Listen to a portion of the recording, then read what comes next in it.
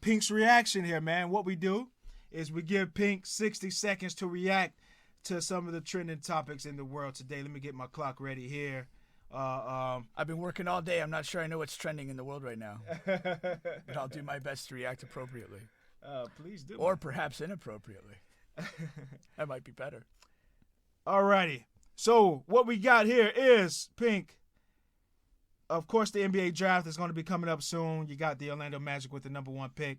So they're interviewing a lot of those guys, man. It's Chet Holmgren, who, some presume to be number 1 because he actually played high school ball with Jalen Suggs. Last year picks for the Orlando Magic. That's right. I totally forgot about that. They won a few high school championships. So yeah. They're interviewing him, and they ask a question that they ask a lot of those guys, man. Hey, who is the best player in the NBA, Chet?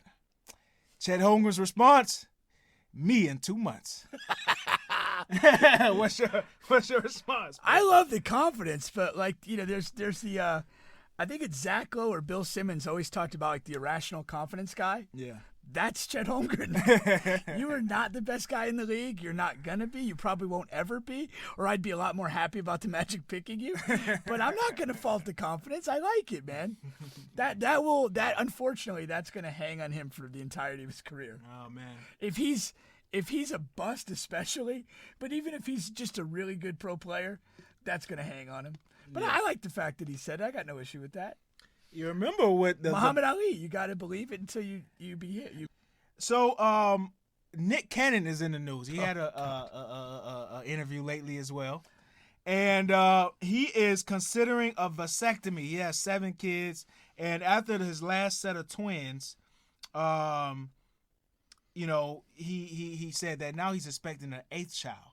So he's expecting an 8th kid. Yeah, he's expecting an 8th kid. And contemplating a vasectomy. Yeah, and he went as far as scheduling an appointment, going there and learning more about it, things like that. So what do you think about that? How many kids would you have to have in order to consider a vasectomy? Me personally? Yeah. I've had enough kids. I don't have a vasectomy yet, but that was just, that's not... There's no way I would want 7 or 8 kids. That's ridiculous. I mean, we talked about gun control earlier in the show. Somebody snipped Nick Cannon for the good of society. I mean, that's just ridiculous, man. I guess you could say, well, I'm Nick Cannon. I make money. I can afford all these kids. But, as a parent, honestly, there's a major issue of time. Yeah. And committing time and having quality interactions with your kids. And I can't imagine having 8.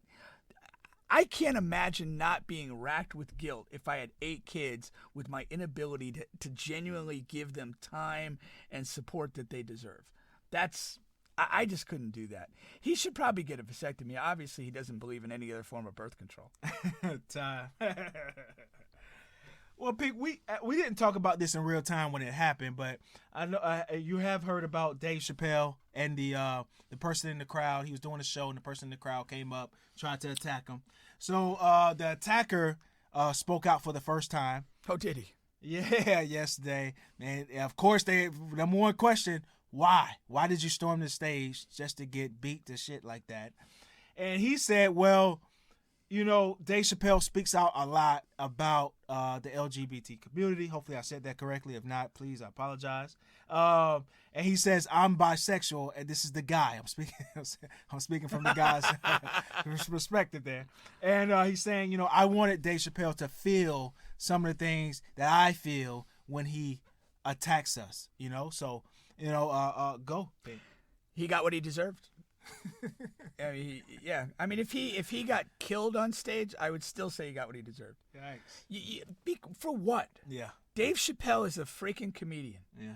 He says things that are enlightening and funny in the context of social commentary. If you don't understand that, you're too stupid to be of any value to society. So drop the fuck dead. It's idiotic. And it does, again, it's kind of the thing that they talked about after the Will Smith thing, is you set this weird precedent that if you don't like something that a comedian is saying, rush on up there and do something about it. Exactly. That's a dangerous precedent to be set. That's never going to end well. So let this be a lesson to people, regardless of what your issue is with Dave Chappelle. It is comedy. He's not like personally calling you out and creating a beef with you over something in your life. Just accept it for what it is. And to run up on stage, you got what you deserved. All righty, Pink.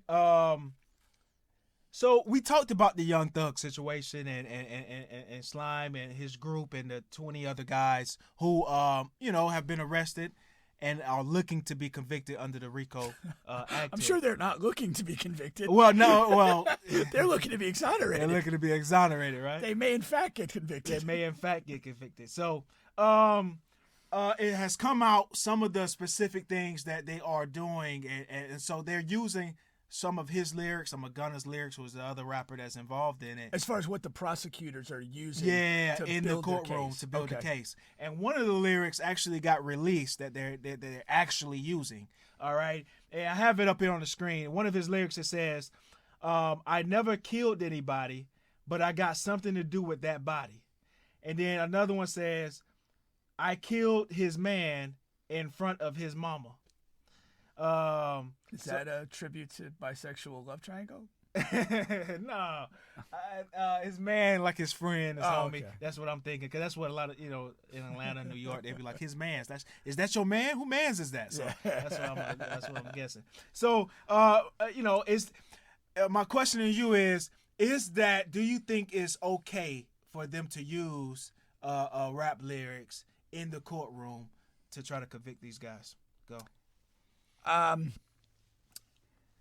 If that's the only evidence you have, it's not enough. Mm-hmm. But if you have legitimate evidence and you're going to use those lyrics to sort of establish a mindset or an intent, I think it is a dangerous, slippery slope. But it is what it is. If I've got compelling other evidence and you're literally sitting here making songs about what you're doing, it's kind of like OJ's book. Yeah. But he was already, he was smart enough to already beat the criminal case. Yeah. But like if he wrote that book before he was ever arrested, you absolutely use the book. Yeah. I mean, that's the thing. I mean, at the end of the day, he's hanging himself if he was really doing these things and then rapping about them. Mm-hmm. I mean, if you're going to really do these things, maybe you should rap like Bow Wow or something. Throw everybody off. Time. That soft-ass bitch wouldn't do anything. Let him free. And little do you know it, he's a mass murderer, exactly. too. Time. Okay. So we got the last two topics, Pro Bowl and All-Star Game. So let's attack Pro Bowl first. Okay. They are coming out. The NFL is trying to do something. They have real plans to change the Pro Bowl. They know it's not working. They know it's not right. So it's virtually like a 7-on-7 flag game now. Yeah, people are not tackling. People are not watching. It was down. They said something like 60% last year's Pro Bowl. Like nobody's watching it. What is your? Nobody's watching it in comparison to other NFL games because the numbers are still good. All right. Yeah. What is your? Do you have something they can do other than the actual Pro Bowl game to keep that alive, their All-Star event, if you will? I don't. It's the only major All-Star game or All-Pro game that occurs after the season, essentially. Yeah. And that kind of makes it a little weird. But the nature of football is different. Yeah. You can't put that thing in Week 9 and have people go full speed and then go back to their teams. Yeah. And by the same token, when you're talking about when you have that Pro Bowl, it's usually the week between the conference finals and the Super Bowl. Most of the guys participating in the game have been off for a month. Yeah. They're resting. They're not, they're rehabbing their bodies. And that's why so many people turn it down. I just think the unfortunate, as much as football is a great game and I enjoy it, it is not conducive to any sort of all-pro, all-star game. If it's the game of football is too physically demanding to put on any sort of entertaining game. Time. All right, so we got the NBA All-Star Game. Jalen Green for the Rockets, he was on a podcast recently, and what he was saying was they asked him, would he do the dunk contest again? He said, yeah. And then he said, how would you fix the All-Star event? And he said that he would do, he would create like a pig contest to where the guys are sort of like horse but pig, make it shorter. Trick shots, dunks, whatever, do whatever they could do, or do like a King of the Hill 1-on-1, and have the guys do that. Do you think those are better options than the actual dunk contest? Pig is terrible. Pig's a horrible idea. Completely unworkable, unappealing. You have the 3-point contest, which focuses on pressure shooting and the one-upsmanship and gamesmanship there. I would actually say the one-on-one thing is the right direction to go, because there's a lot of guys kind of probably in his category, younger dudes with a lot of physical talent that could potentially, be really interesting in a one-on-one setting.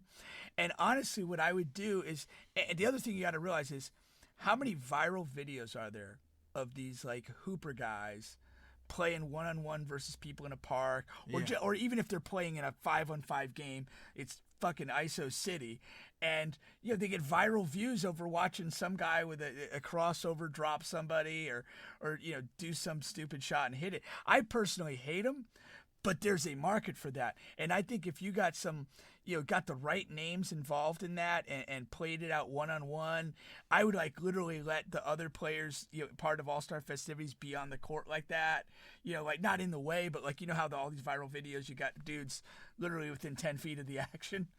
I would do it that way and have somebody like Rucker Park style with a mic and just talking do it like that. It'd be fun. That would be like a bring it to the streets type of vibe. Get our boy Will Lee out there on the mic. Yeah, man. Will's a good mic man. So no, he's onto something like that. That would probably be more entertaining than a pure dunk contest. Yeah. The dunk contest kind of got revived with Zach and Aaron Gordon. Yeah. To me, it was a pretty dead event, but those two guys did some incredible shit. And nobody else has lived up to that. I hate the prop dunks. Like these dunks that guys are doing where they come in some sort of outfit and they take freaking 5 minutes to undress and do the dunk. Still miss it. It's miserable to watch. Yeah. But a guy comes out and just does a crazy athletic feat. That's still appealing, but that's not where the dunk contest is right now. No. But one-on-one, like Rucker Park style, that would be a good vibe. It's something right there. to that. It's something to that. All right, and last but not least, we have the fuck, marry, kill, fuck, marry, cut, whatever you choose there to save people out there in the world. All right, so today we have Taylor Swift, Beyonce, and Rihanna. three all great singers there, man. You're putting Taylor Swift in a great singing category? I'm putting her in a coffin. She's killed. Wow, that's tough. I've never met any of these people, but I have this weird thing that Rihanna's kind of probably a weird chick. So I'd rather just fuck her. Maybe she's into some cool stuff. And I could keep myself kinky or whatever the overkink.com slogan is. Are you staying kinky? Hell yeah, with Rihanna. Drop the mic and leave.